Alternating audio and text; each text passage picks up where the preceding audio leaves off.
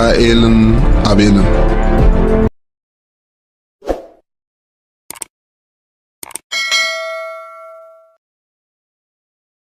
ቁጽሪ 1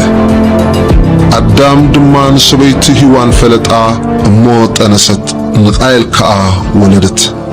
ብረድኤት እግዚአብሔር ሰብ ተቀበልኩ ድማ በለት ደጊማውን ሐው አቤል ወለደት አቤል ድማ ጓሳ ባጊዕ ቃኤል ካ አያይ ምድር ኮነ ድሕር ገለ ወርሓት ድማ ኮነ ቃኤል ካብ ፍረ ምድሪ ንእግዚአብሔር መስዋዕታ አምፀ አቤል ካ ካብ በኹራት አባጊዕን ካብ ስብሐንን አምፀ እግዚአብሔር ድማ ናብ አቤልን ናብ መስዋዕቱን ባሂልዎ ረአየ ናብ ቃኤል ናብ መስዋዕቱን ግና ባሂልዎ አይረአየን ቃኤል ካ አዝዩ ኮረ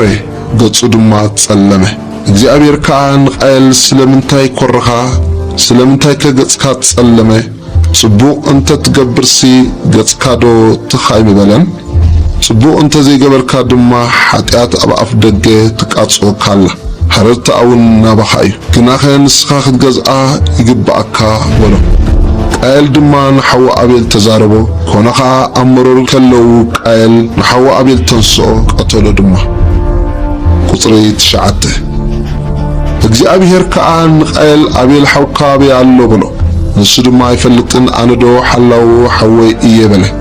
ንሱኻ እንታይ ጌርካ ኢኻ ድምፂ ደም ሐውካ ካብ ምድሪና ባይ ይጠራዓሎ ሕጂ ድማ ንስኻ ካብዛ ንደም ሐውካ ካብ ኢድካ ክትቅበል አፋ ዝኸፈተት ምድሪ ርጉም ኩን ንምድሪ ምስ ተሓርሳ መሊሳ ሓይሊ ኣይክትበካን እያ ኣብ ምድሪ ኮብላልን ቀባሕባሓይን ኩን በለ ቃኤል ከአ ንእግዚአብሔር በሎ በደለይ ክጾሮ ዘይከኣለና ዓብዩ እንሆ ሎሚ ካብ ገጽ ምድሪ ተሰጎኒ ኣለኻ ኣነ ድማ ካብ ገጽካ ክሕባኤ ኣብ ምድሪ ኮብላልን ቀባሕባሓይን ክኸውን እዩ ዝረኸበኒ ዘበለ ኩሉ ክቐትለኒ እግዚአብሔር ድማ እምበኣር ንቃኤል ዝቐተለ ኩሉ 7 ከዓበት ሕነ ክፍደዮ እዩ በሎ ዝረኸቦ ኩሉ ምንቲ ከይቀትሎ ከዓ እግዚአብሔር ንቃኤል ምልክት ገበረሉ ደቂ ቃኤል ቁጽሪ 16 ቃኤል ድማ ካብ ቅድሚ እግዚአብሔር ወፀ ኣብ ምድሪ ኖድ ከዓ ኣብ ምብራቕ ኤደን ተቐመጠ ቃኤል ከዓ ንሰበይቱ ፈለጣ እሞ ጠነሰት ንሄኖክ ድማ ወለደት ንሱ ከዓ ከተማ ሰርሐ ስምታ ከተማ ድማ ብስም ወዱ ሄኖክ ኣውፃላ ንሄኖክ ከዓ ኢራድ ተወልደሉ ኢራድ ድማ ንማህኤል ወለደ ማሁያኤል ከዓ ንማቱሳኤል ወለደ ማቱሳኤል ድማ ንላሜክ ወለደ ላሜክ ክልተ አንስቲ ኣእተወ ስምታ ሓንቲ ዓዳ ስምታ ካልእቲ ድማ ፂላ ነበረ ዓዳን ያባል ወለደት ንሱ ኣቦቶም ኣብ ድንኳውንቲ ዝነብሩን ማሎም ዝጓሱን ኮነ ስም ሓው ከዓ ዮባል እዩ ንሱ ከዓ ኣቦ ኩሎም እቶም ወቕዓቲ መሰንቆን በገናን ኮነ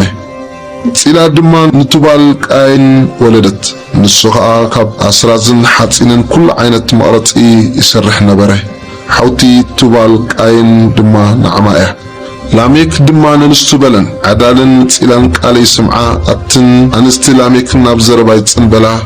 ስለ ቁስለይ ሰብኣይ ስለ ስምብራተይ ድማ ጎበዝ ቀተልኩ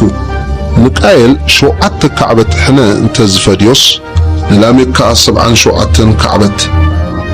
አዳም መሊሱ ንሰበይቱ ፈለጣ ንሳ ከዓ ወዲ ወለደት አምላኽ ኣብ ክንዲ ቃኤል ዝቆተሎ አቤል ካልእ ፍረ ከርሲ ተኪእኒ እዩ ኢላ ስሙ ሴት ኣውፃእትሉ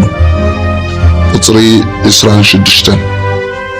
ንሴት ድማ ወዲ ተወልደሉ ስሙ ከዓ ሄኖስ ኣውፃሉ ሹስ ሰብ ብስም እግዚአብሔር ክምህለሉ ጀመሩ